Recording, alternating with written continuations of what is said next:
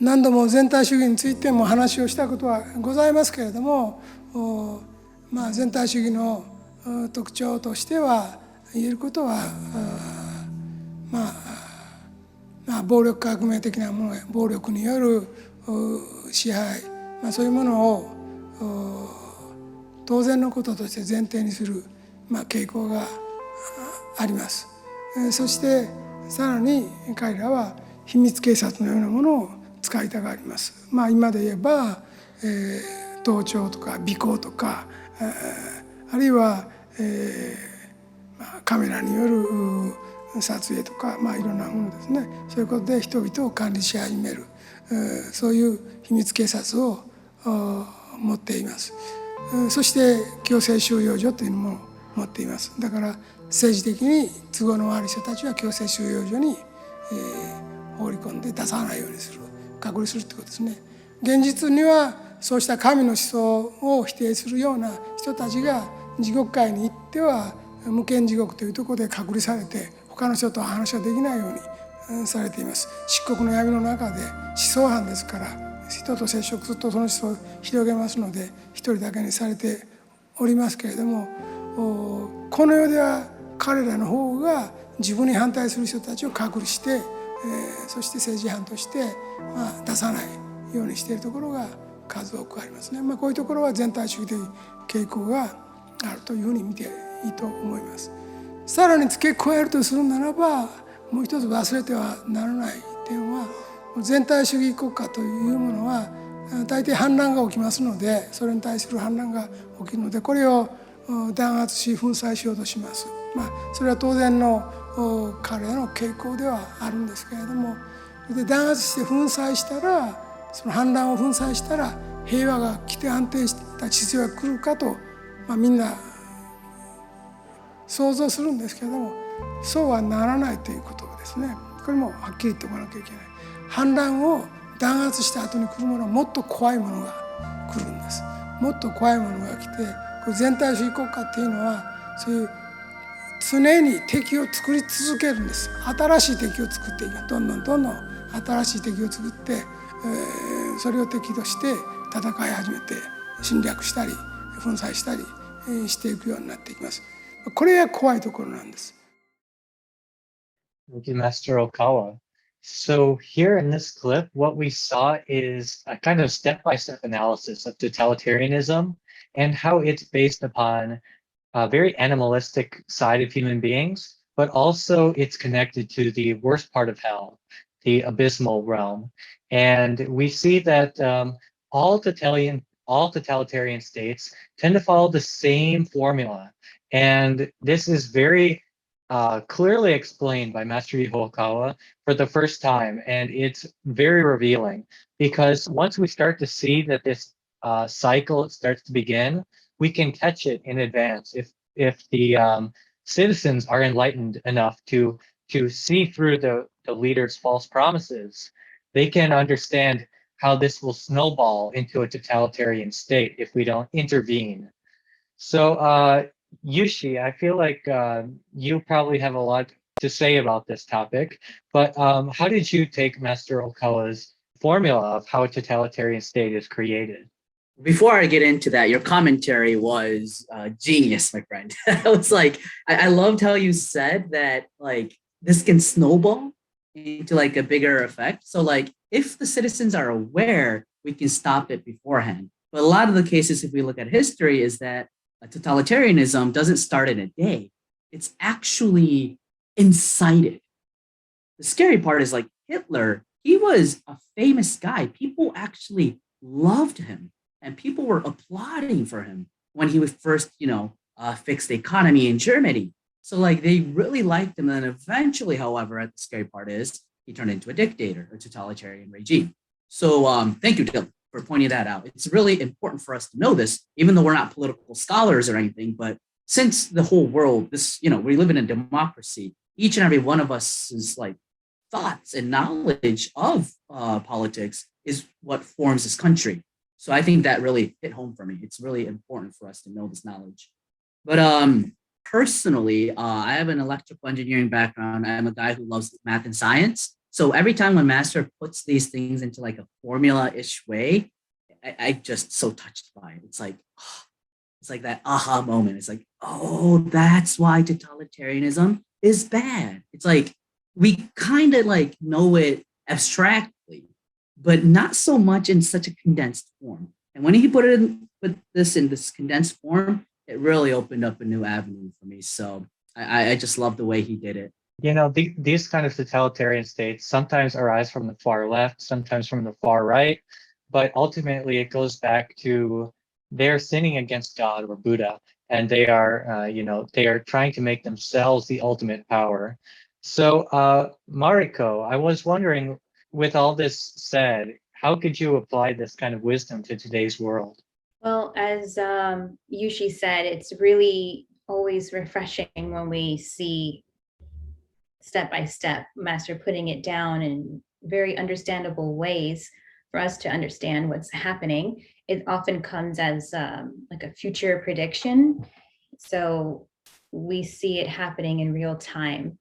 And I guess on a personal level, it goes to being able to decipher right and wrong. When we watch the news, when we talk to friends, when we are exposed to different medias or society, having this wisdom will allow us to decide right from wrong and see who is good and who is evil. The whole world is talking about Russia and Ukraine right now, and it seems to be a very complicated case only because media is, shoving down this narrative. But it was confusing for me to see even Fox and CNN saying both that Russia is evil. And then I was like, wait a minute. And Master made it very clear.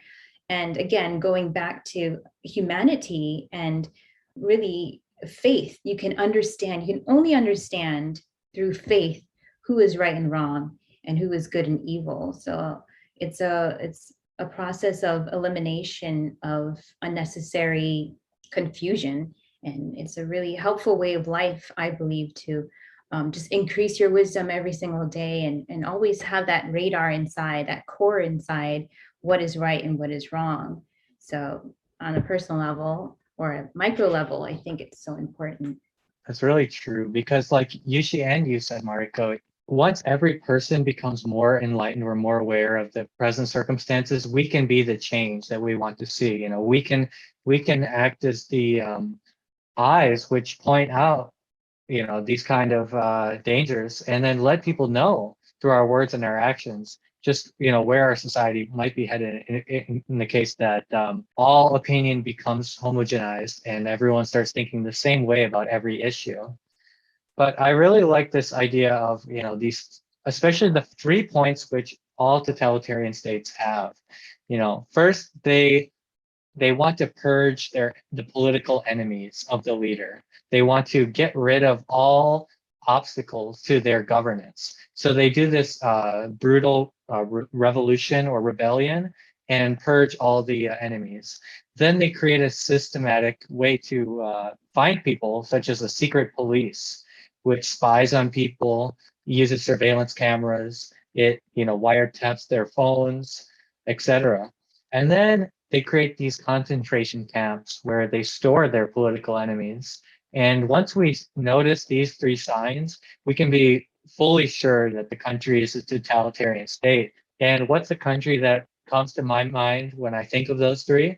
I think of the Chinese communist system, which has taken a lot of power in the last few decades. And now that they have so many surveillance cameras and they have physical concentration camps around their country, we start to see, this kind of one-party system is exceedingly dangerous. And if the world doesn't step in to stop them, they're going to resort to more bloodshed and more brutality, which is against God's will. Dylan, that's such a great point. These 3 points of the totalitarianism, it comes from Hannah Arendt's philosophy. The Master has incorporated that into his teachings. But what I'm really surprised in this lecture that we just saw is he also added a 4th point, which he said, a totalitarian state keeps creating enemies, and they will continue to invade other nations. And that, I guess he surpassed Hannah Arendt's philosophy of the 3 points of totalitarianism. That danger just doesn't just stay within that nation, but it spreads. And it turns into this like huge virus that just takes over other nations too. And I guess like, because you brought up communism, Chinese Communist Party, it's a domino effect, right? If there is one communist nation or communist ideology, it always spreads to other nations too. The domino effect, it keeps on growing. So this section that we just read is going back to what Mariko was saying from a personal view, an individual view. Us knowing this, that there is such a great threat. I mean, China has 1.5 billion population. It's a humongous nation. It's like 1/5 of the people on Earth are Chinese, and they're being under control, this brutal government. So once we know this, we can start connecting the dots of international politics. Like, Mariko, I think, mentioned about Russia and Ukraine. But yeah, if you just scope and zoom into the two nations, sure, there's many things that you can say on both sides, which we don't hear. It's only one-sided in American media. Little by little, we're hearing both sides. But there's going to be a ripple effect of how things turn out. What if Russia connects with China, which is connected to North Korea, which is connected to Iran, which then can connect to Syria? It's like this huge, you start getting a new perspective of being able to see through what is right and what is wrong, as Mariko mentioned in the beginning. So I think like these 4 points of totalitarianism is, oh man, it should be like a compulsory education in social studies in our school. We should all learn this. That's how I felt. Yeah, and what you mentioned is about communism. We saw what happened with the Soviet Union. So China is kind of doing their own version of what happened, 50 years ago.